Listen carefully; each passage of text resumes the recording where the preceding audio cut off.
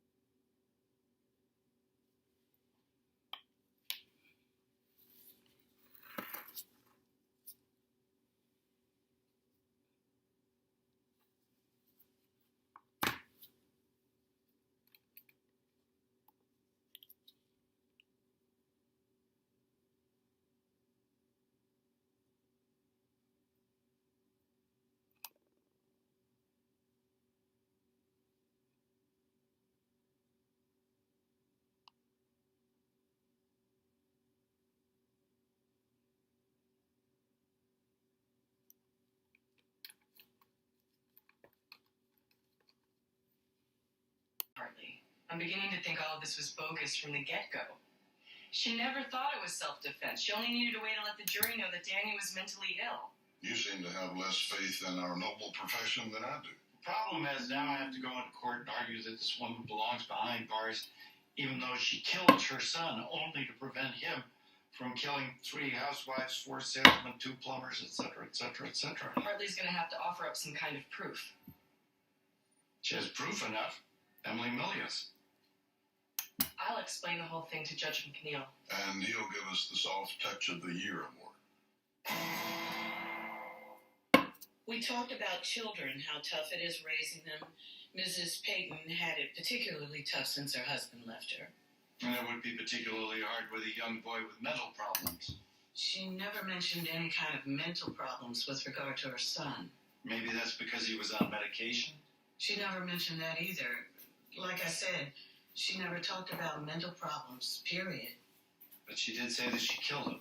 Yes, and she signed a confession to that effect. Thank you, Lieutenant.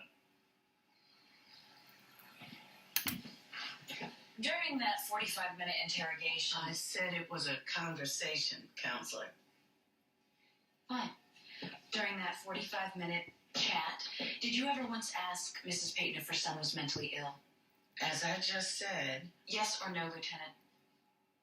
No. Did you ask Mrs. Peyton if her son had ever threatened to kill anyone else? No. One more thing, Lieutenant. Did Mrs. Peyton ever say she loved her son? Yes. The lack of defensive wounds indicates the victim was unaware that he was being attacked. He was sleeping? Sleeping or unconscious. So, in other words, this was like shooting fish in a barrel? Objection. Withdrawn, Your Honor. Out of those 7 stab wounds, 2 are what you call hesitation wounds. Is that correct? Yes. So, could you say that Mrs. Peyton struggled with her decision to stab her son? That's certainly one explanation. About 2 months ago, Doctor, did you do an autopsy of a man named Ethan Richards? Objection, relevance. Relevance will become clear shortly, Your Honor. For soap and bath bombs. I'll entertain subject to connection. Answer the question, Doctor. Yeah, I do. Yes, I worked on the Hold Richards on, hold case. on. And I what think were your all the bath conclusions? bombs are with There Nathaniel. were shoe prints on the victim's torso, so we concluded he died of internal hemorrhaging due to kicking. I hate that I miss a meal. Doctor, would this be the murder You know how that is. Oh, With really? bar food. Yes. Smoke. and- Okay, Could you that's please read the highlighted I can't do portions? that right. Yeah, greasy, fried. Forensic Mhm. scientists have Not very confirmed that good. the shoe was a size 12 Oh, look at it. Like butter just cutting through it. To your Yes. knowledge, was there ever an arrest made in this It was case? the day before, but you see these rivulets? Thank you. I just been struggling. That's all. Girl, been struggling. I bought this Danny scent Peyton was called schizophrenic. He lost touch with Strawberry reality. He often saw and heard things Surplus that weren't on there. sale. How did you treat him? In There's a addition reason to it's daily on sale? counseling. He had his whole life ahead of him. Law and Order SVU, Friday night 8 Central, Ion Television, positively entertaining. What do you want? We don't know anything else. Just a few more questions. Now, your friend, Gordon My Meeks? friend's name is Ryan Darby.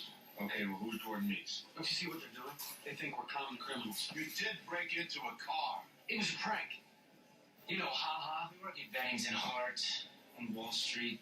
Oh, so the thing about being common criminals wasn't that far off. If I feel like throwing up, I'd laugh. Darby, thank God. Tell him you got a black Lexus. What? I drive a Porsche. Sorry, I've never seen either one of them before. You know what? I'm beat. Let's just book him and worry about it tomorrow morning. Damn it, Darby. What the hell are we going to do to my Titleist? Oh, another prankster. All right, I'll throw you out of here. Should let you rot. There's nothing on this guy Meeks. The only prints in the car were his. Well, we got a name for the deceased. That usually comes with an address. Mr. Meeks had a nice life. Armani, Brioni, Prada. What happened to Buy American? What happened to American quality? Hey, my suits were made right on 6th Avenue. Yeah, 10 years ago. And your point is? Whoa. Looks like Gordon hit the lotto.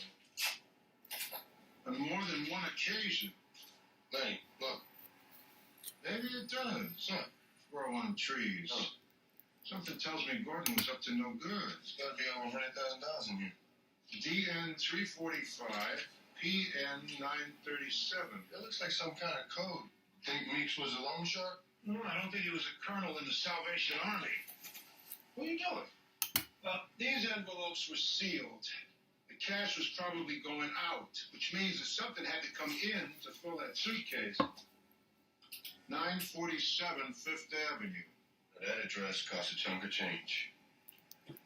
What you want to do with this? Well, there's this Ferrari I've had my eye on. Are you sure Gordon sent you? Let's say we're here on his behalf. Because he usually tells me ahead of time if someone new is coming. Yeah, well, Mr. Meeks is busy. Was I short? It looks like it.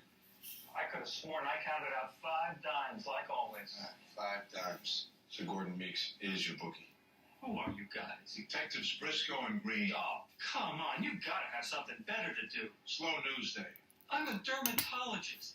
You have any idea how boring that is? I put a few dollars on a ball game now and then. Is that a crime? Actually, it is. Not if I place the bet overseas. $5 grand? You must have a lot of frequent flyer miles, Doc. I can call an 800 number or I log on to the internet. Either way, the bet is actually placed in Costa Rica, where betting is perfectly legal. Until money changes hands here. Okay, so they haven't worked out all the kinks yet. But everybody does it. Nobody gets hurt. Wrong again, Doc. Gordon Meeks is dead. What? Do you go up or down $5 grand, you get a visit from Gordon? Or Stevie. Monday's the day we balance the books. Steve? Strelzik, he's Gordon's partner. Boss, actually. You know where we can find Mr. Strelzik?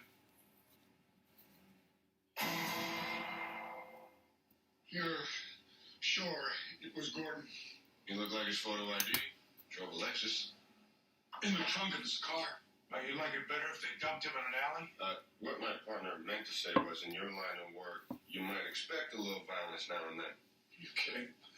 Our clientele is who's who of New York money. Besides, we don't let anyone bet more than they can afford to lose. Oh, the bookie with a heart. We run a legitimate business, detective. That's for a later discussion. For now, can you just tell us how long Gordon worked for you? Where did you get that idea? He didn't work for me. We're both employees of First Run Gaming Incorporated.